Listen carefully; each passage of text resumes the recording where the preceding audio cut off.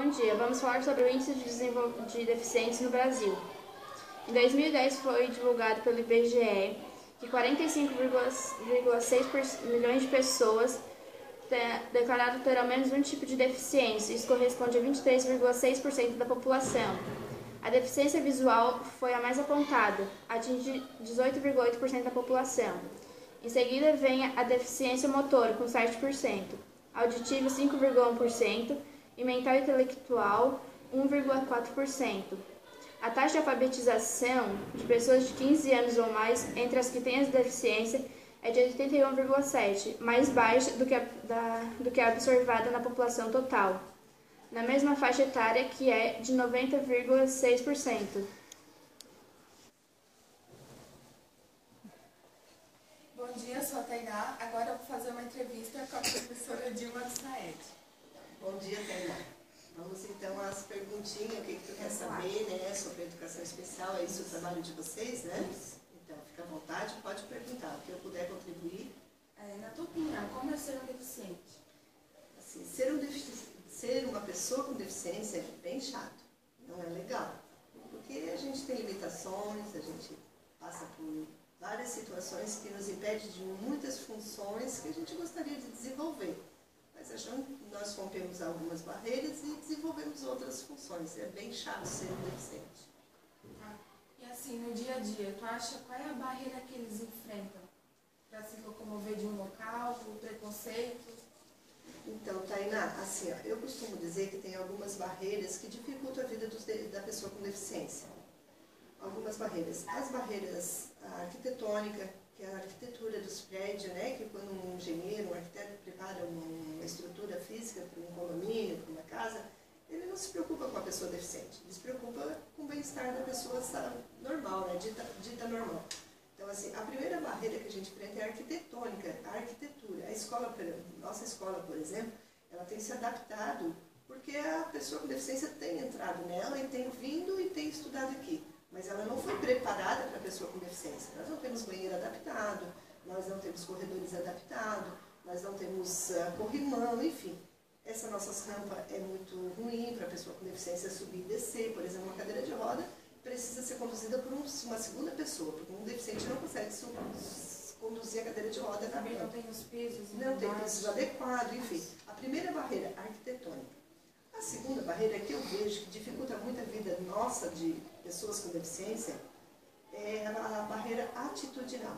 O que é essa barreira, Tainá? É a barreira da atitude. Atitude do ser humano. Essa barreira atitudinal é a barreira que mais dificulta a nossa vida. Porque assim, ó, quando vocês saem da sala de aula, vocês saem a pau, correndo para ir embora. Tudo que vocês querem é chegar no lugar na casa, no ônibus, no carro do pai. Vocês querem sair dali de qualquer jeito. Vocês nem sequer pensam que esse corredor é estreito e vocês são um número grande de pessoas e que se sai dali um professor com deficiência física, ele vai ser empurrado, vai cair, vai se machucar. Se tem um aluno com o pezinho torto, vai se machucar. Se tem um aluno com dificuldade, não vai conseguir sair no mesmo ritmo da correria de vocês. Então, a barreira atitudinal é a pior que a gente enfrenta. A atitude do ser humano que não respeita a nossa presença nos lugares. Né? E assim, os alunos que têm deficiência, tu acha que eles enfrentam algum tipo de bullying dos outros colegas? Primeira coisa, assim, ó, eles enfrentam o bullying dos colegas, porque, querendo ou não, nós vivemos numa nação preconceituosa. Tu namoraria com um gatinho todo tortinho? Tu olharia com um menininho, paqueraria para dar um selinho nele? Não, né? E não vamos ser realistas. Nós vivemos num país de preconceito.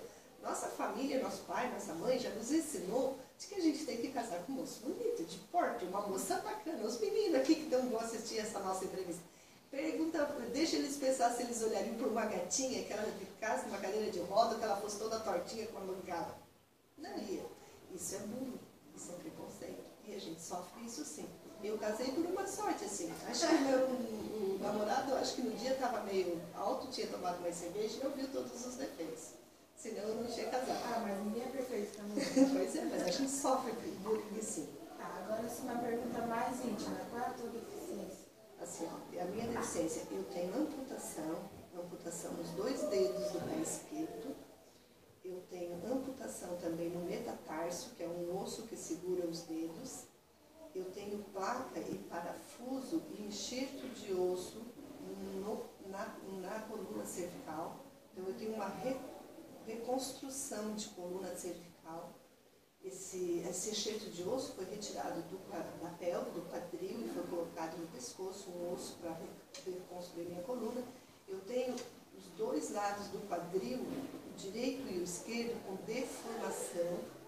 Então eu tenho uma deformação no quadril que pode, no futuro, me impedir a marcha, me impedir de caminhar. Hoje eu caminho com muita dificuldade. Eu caminho, né, vocês veem aí, a professora se locomove pela escola, mas assim, eu evito a caminhada, porque a minha caminhada é muito precária. Eu tenho bastante dificuldade na marcha, na caminhada, por essas questões toda física que eu tenho e que não são visíveis, né? Elas são intra, elas não mostram. Então assim, talvez, quando eu estiver mais velhinha, eu tenha que usar uma cadeira de roda. Hoje, em casa, para andar em casa, dentro da minha casa, eu uso o andador. E a indicação médica, orientação médica, porque o andador, ele diminui um pouco do meu peso, dos quadril, do pé e do ombro. Então eu divido o peso do meu corpo na mão e no antebraço, e aí eu consigo andar um pouco melhor na rua, porque eu me poupo dentro de casa. Já andei de cadeira de roda, já andei de muleta, de bengala, tudo para diminuir a minha marcha e o meu físico não apoiar muito, né, em cima do meu quadril. Mas, infelizmente, com a idade e tal, a gente vai se desgastando mais, e quando tem uma deficiência, a gente vai comprometendo mais o nosso esqueleto, né, o nosso físico, e, enfim, tem um momento que limita 100% e a gente acaba tendo que usar recursos tecnológicos, cadeira de roda, enfim, né? Essa é a vida da pessoa com deficiência. E qualquer cidadão pode ficar deficiente. Qualquer um de vocês aí que está assistindo pode ficar deficiente. Um acidente de moto, amputar uma perna, né? Estourar uma coluna. A minha deficiência é essa. Eu tenho deficiência física por esses motivos. E assim, tu como professor, o que tu procura fazer aqui no SAED para não deixar o aluno assim tão, eu vou te dizer, tão excluído da turma? O que tu procura fazer para ele se sentir como se fosse normal, porque ele é normal? Sim, ele é normal, dentro da limitação dele, mas normal, né? Eu procuro me mostrar como exemplo no primeiro momento, né? No primeiro momento eu me uso como exemplo. Eu rompi barreiras atitudinais. Por que atitudinais?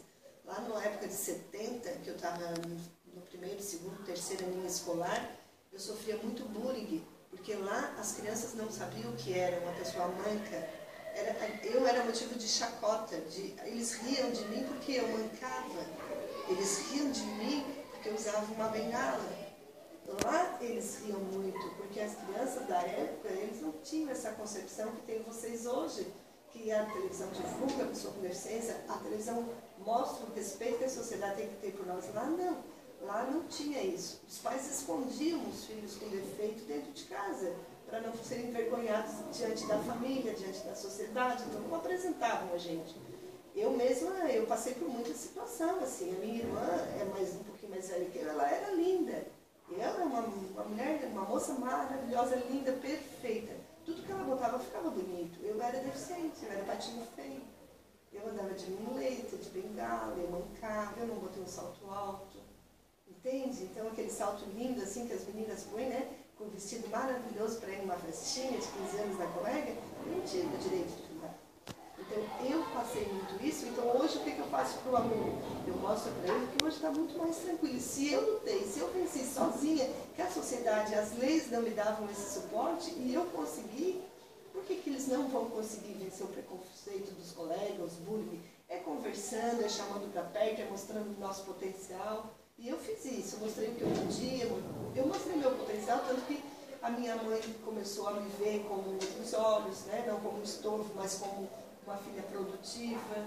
Eu comecei a trabalhar cedo, eu comecei a me impor como cidadã, mesmo tendo dificuldades e limitações, mesmo que muitas vezes eu tinha que me afastar 6 meses do trabalho para me tratar. Mas os outros 6 meses que eu trabalhava, eu rendia, eu mostrava o ser humano que eu era. Então eu acabei tendo esse respeito pela minha atitude. E é isso que eu faço com o meu aluno, com o aluno desta escola, com o aluno das outras escolas onde eu já trabalhei. Eu faço com que eles se respeitem mostrem o seu potencial e se faça ser valorizado pelos demais. Porque não é porque eu sou deficiente que eu sou coitadinho que eu tenho que fazer de qualquer jeito. A pessoa deficiente ela não é inválida. Não, eu tenho que fazer bem feito as coisas que eu faço com todo mundo. Eu sou deficiente, vou fazer de qualquer jeito porque eu tenho direito. Não é assim. Eu tenho meus direitos, mas eu tenho os meus deveres enquanto cidadã. E é assim que eu ensino nossos alunos. É isso que eu faço com nossos alunos.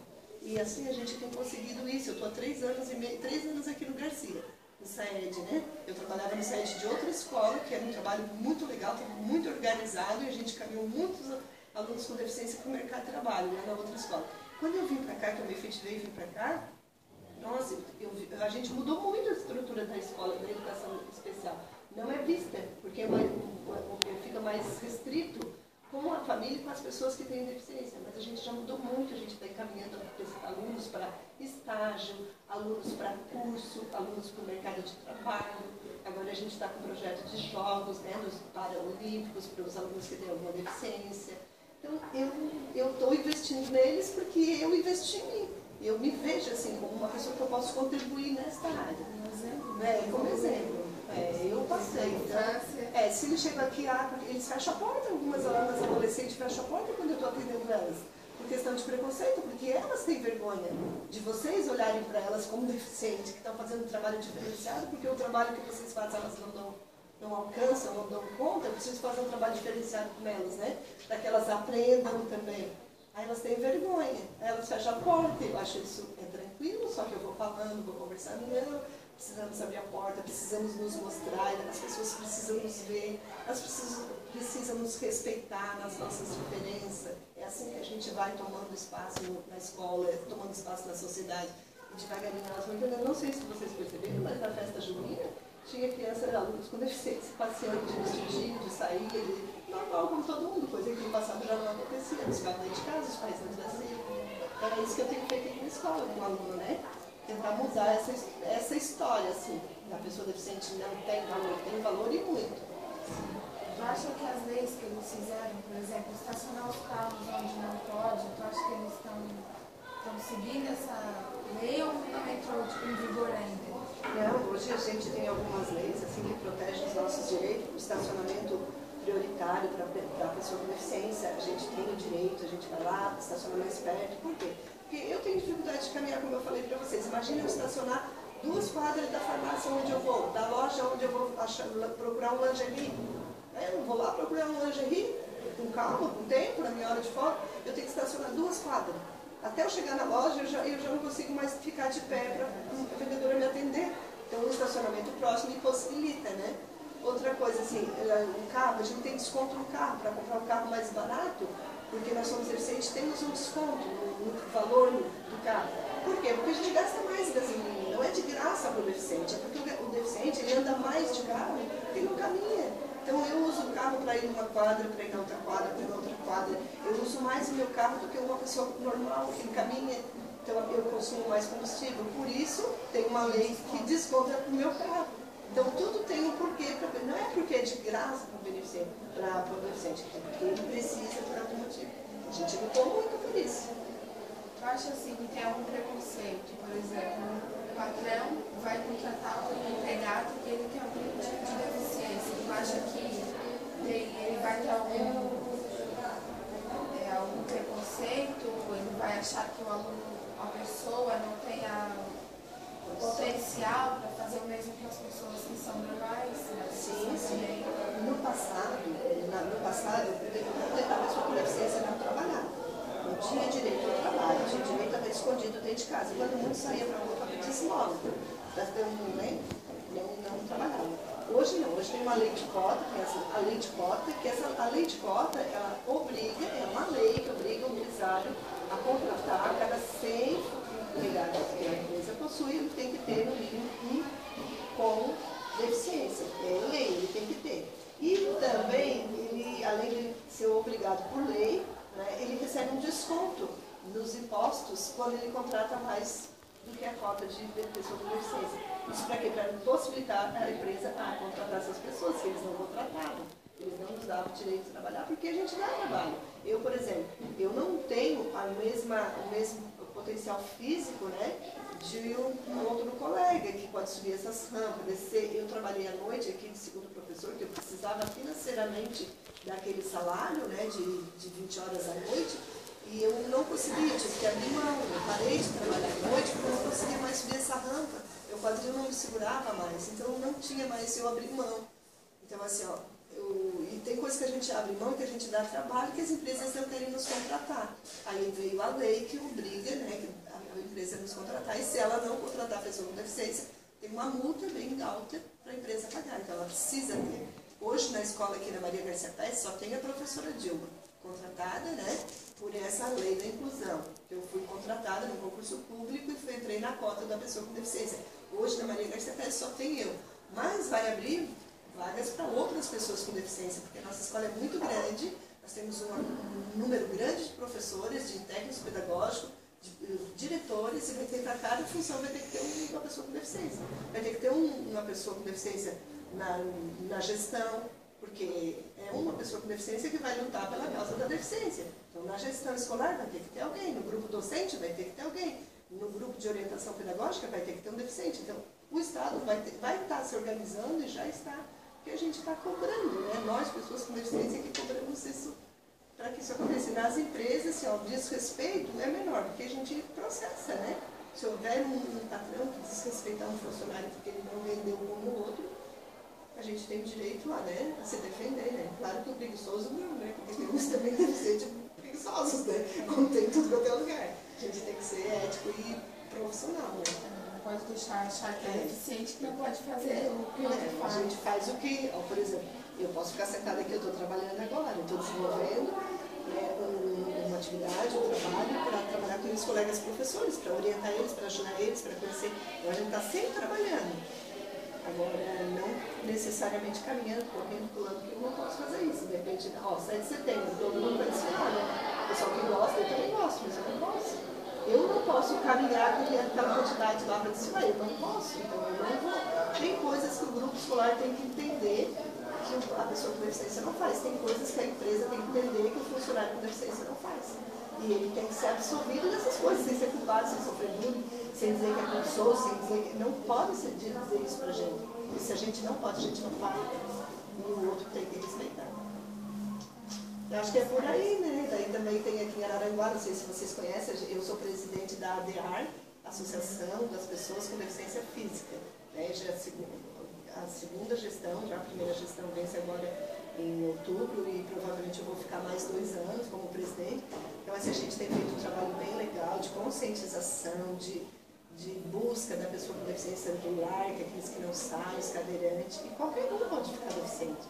Eu tenho um jovem que a gente visita no Arroio Silva, que tem 23 anos, foi aluno dessa escola, deu um mergulho em águas rasas, no Sombrio, e ele ficou tetraplégico. E aqui, só dessa região aqui, tem mais de 30 jovens tetraplégicos com mergulho em águas rasas. Então, é algo assim, ó, é um tema que eu até sugiro os professores estarem investigando, pesquisando, trabalhando com vocês. Mergulho em água rasa. O número é muito alto de jovens que ficam tetraplégicos. E jovens dessa idade, 19, 18, 19 a 24 anos. Só nós ali da DEAR atendemos vários. Assim, ele é tetraplégico. Aí o resto da vida numa cama. Esse moço que nós atendemos só mexe com a mão direita, esquerda. Só um pouquinho. Ele pega assim, ó, uma varinha, assim, um pedacinho de madeira que foi adaptado para ele. E ele, com esse movimento, ele consegue virar a página do livro para ele poder ler. Porque ele não faz mais nada, ele não movimenta mais nada. Por um mergulho em águas rasas, por falta de quê? De informação. Se essa informação vem na escola, ele não teria feito aquele mergulho, né? Tem muita coisa que eu planto na escola para que os colegas comprem junto, né, os projetos, as ideias, e vocês possam se preparar para se defender dos acidentes e não se tornarem pessoas com deficiência. O trânsito, né? O excesso de velocidade, o álcool, tudo isso pode levar uma pessoa a se tornar uma pessoa deficiente. O visual, né, algum veneno, os agrotóxicos, quem trabalha com agricultura com os pais, enfim, várias coisas a gente trabalha para proteção também. Não só depois, né, para o cuidado, mas para prevenir que não Para se mostrar torna. o que pode acontecer para eles não fazerem. O jovem não se torna. E também não ter o preconceito, né? Que ele também pode estar ali agora normal e depois. Exatamente, pega uma moto, o cara corta a frente, estoura uma perna, fica com uma perna amputada, vai ter que usar uma prótese, passou assim a pessoa com deficiência. E assim, isso é muito comum. Então a gente trabalha para que haja consciência da pessoa, né, do cidadão, de respeitar, né? E a gente hoje já ensina bastante. Lá quando eu era criança, que eu passei muito bullying, hoje eu vejo que é bem menor, mas ainda tem. Tem menina que não vai amiguinha da deficiente, tem menina que vergonha, e a própria pessoa de deficiência também se sente, né? Se sente toda excluída, né? No trabalho, se tu vai fazer um trabalho com uma menina com deficiência intelectual, ela vai te dar trabalho, ela vai pensar bem devagar, ela vai precisar ter um raciocínio inteligente. Tem uns bem inteligentes para algumas questões, para algumas coisas, mas tem uns que não. Daí, normalmente os grupos excluem aquele que tem deficiência, porque se acha mais manso, mais esperto. Inclusive até Deus, assim, não sei se eu escrevi um artigo no comecinho de janeiro. Me angustiou muito umas situações assim que eu vi e vivenciei, e eu escrevi um artigo por que Deus não aceitava lá no passado da história, né, um homem, uma mulher, um ser humano como oferta deficiente. Não sei se vocês já ouviram falar isso, vocês já leram sobre isso na Bíblia.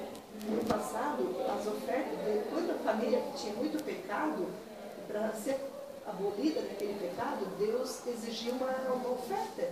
E a oferta era uma pessoa da família.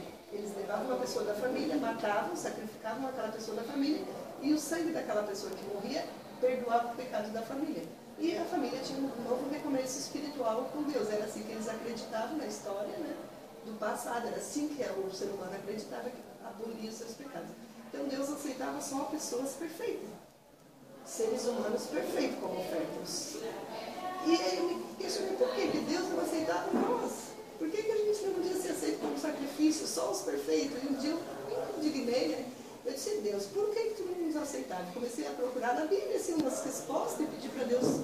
E até escrevi um artigo bem legal, foi em janeiro, na primeira semana de janeiro. Esse artigo foi publicado em 2 jornais, dois de Araguá, um Sombrio, e esse artigo está, inclusive, tem na internet. Foi um artigo que eu escrevi especial sempre. Daí Deus me deu a resposta. Por que ele não aceitava a pessoa com deficiência como oferta?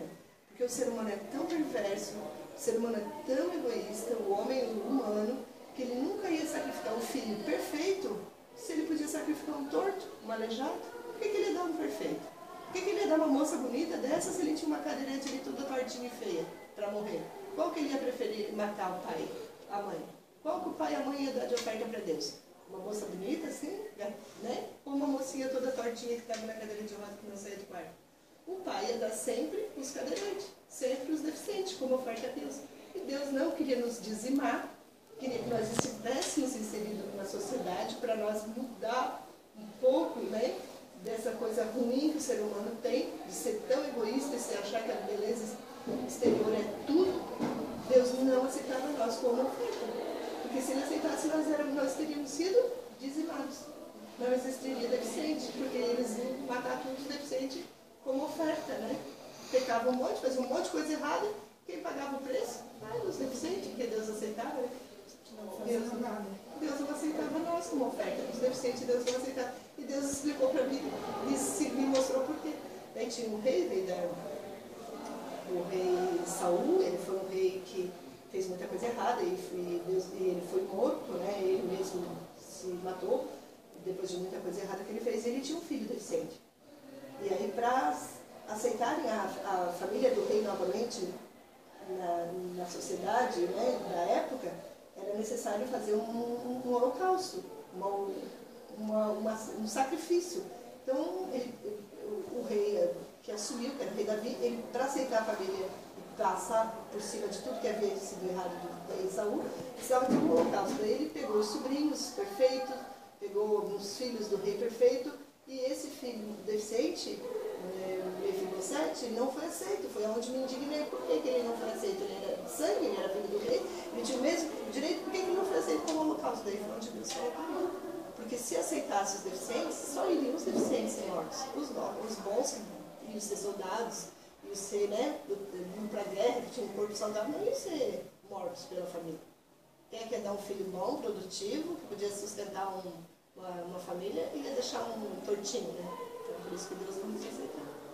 Para nos poupar. Procurar evoluir sempre e não se abalar por qualquer coisa. Tá certo? É isso aí. E essa é a minha causa, essa luta que a gente defende, né? Que eu defendo, até porque eu sou pessoa com deficiência. A gente não diz pessoa deficiente, tá? Assim, ó, a gente não fala mais essa nomenclatura. Já faz bastante tempo, essa é uma nomenclatura que só o médico pode usar. O deficiente, só o médico pode usar num diagnóstico clínico pelo médico. O médico e psicólogo pode usar deficiente, nós não, nós usamos a nomenclatura pessoa com deficiência.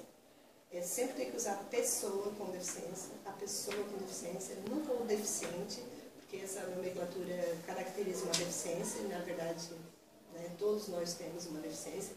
E a nomenclatura atual mais correta para se tratar a pessoa com deficiência é a pessoa com necessidades específicas.